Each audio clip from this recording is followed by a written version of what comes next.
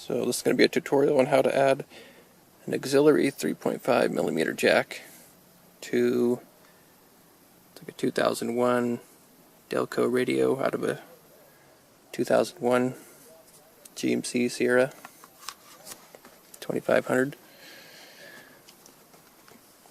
So here's what the back of this radio looks like. Here's the main harness that goes to the speakers and everything. And this is the auxiliary harness for if you have a auxiliary cassette or CD player maybe. Here's the end that plugs into the radio. There's the colors for that.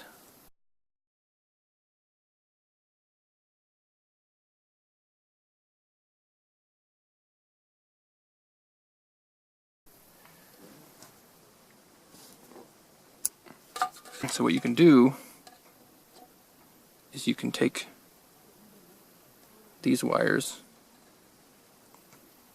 and you can tap into, you can pull the audio signal left to right and audio ground. You can pull it out of the harness and then you can bring it, send it over to a regular audio jack, and that'll just steal the signal. So instead of cassette, you'll just be playing from whatever your audio source is. And I'm going to get this wired up a little bit differently, a little better in the truck, and then I'll come back and show you more.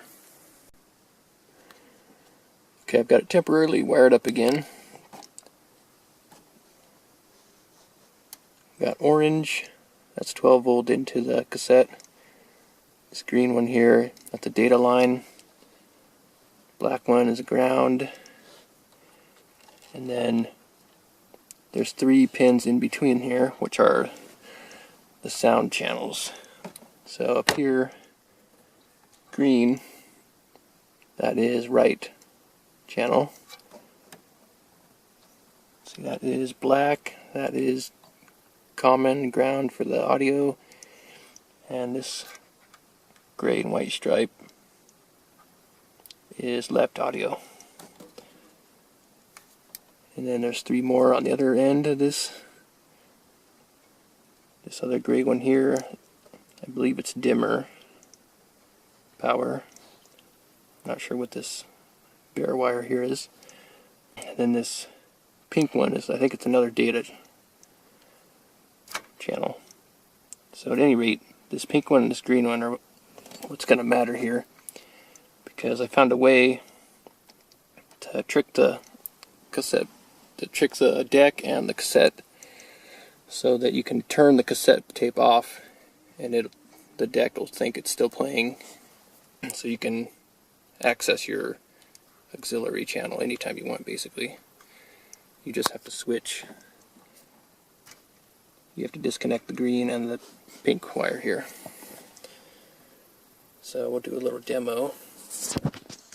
There's my audio wires. I have them going onto a jack here.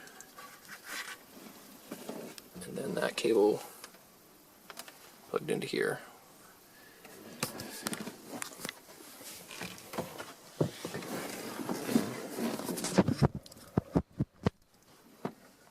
So there is a way and an order to this.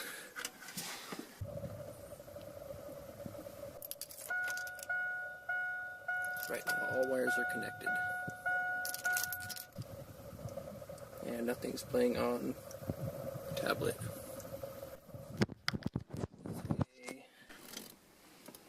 A cassette in there.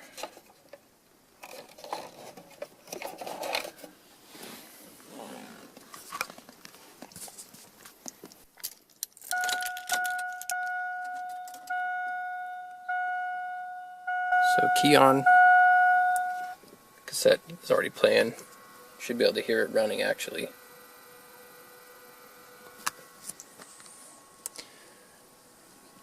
No input yet. Hit play on the tablet. Turn the video up a little.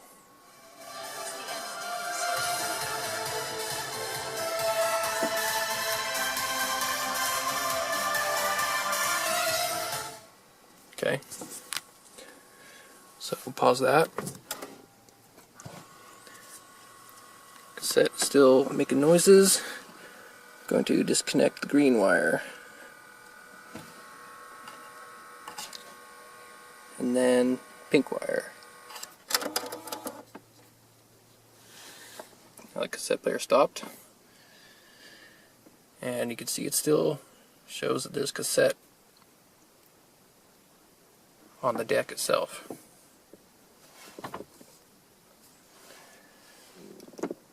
Hit play again.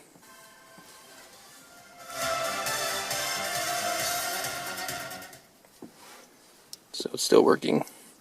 So what I'm planning to do is use a DP-ST switch, dual pole single throw, and break both of these at the same time.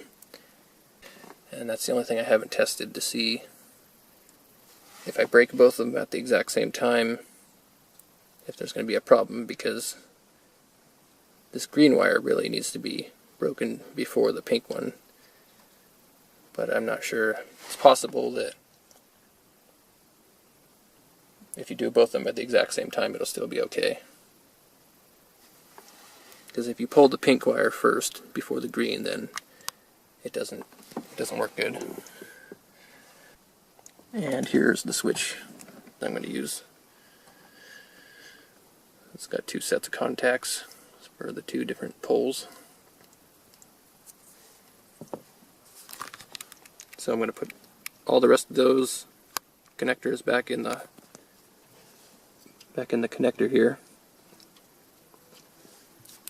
and then we'll come back with the switch. I just wanted to show you how I was hooking these up too. So I just had some little pieces of shrink tube that I slipped over the ends of the terminals.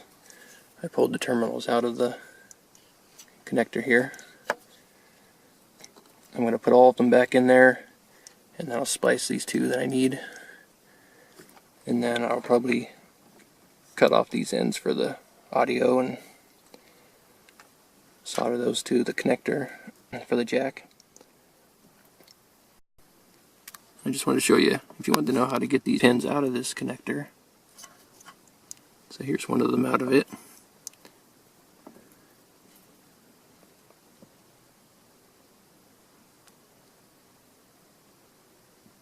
That square end there goes onto the pin of the cassette tape player.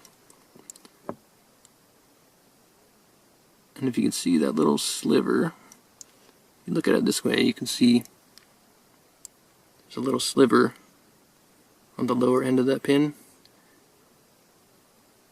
So when that's in this connector here, so the upper holes, that's what actually plugs into the pins, makes the contact, and then the lower holes you can put like a staple or some kind of pin, and you put it in from the front, and once you push it all the way in there, it'll depress that little metal sliver. It's like a lever in there that locks these.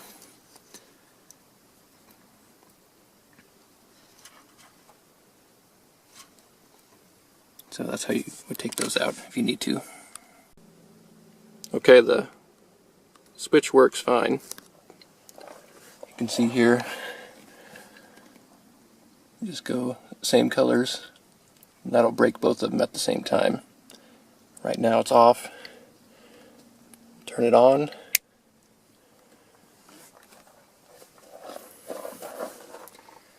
Go key on.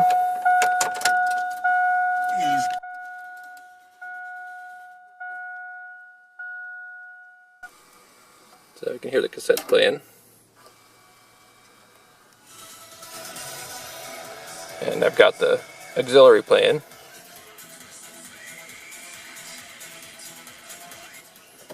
Switch to the radio. In celebrating our 1-year anniversary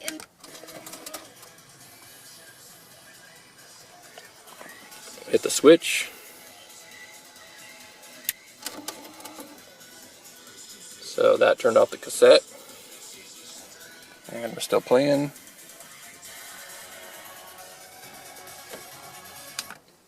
Switch to radio. Back. Key off. Now it doesn't seem like, if I turn the key back on right now, it still remembers it.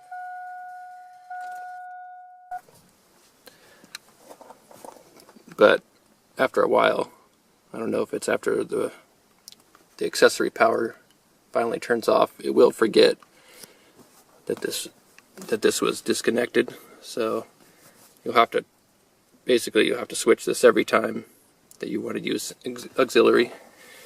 It'll have to start on, and then you can turn it off after it's been recognized by the deck. But that should be it. I'm gonna clean up the wiring, finish this, and get it secured, and I should have an auxiliary source then.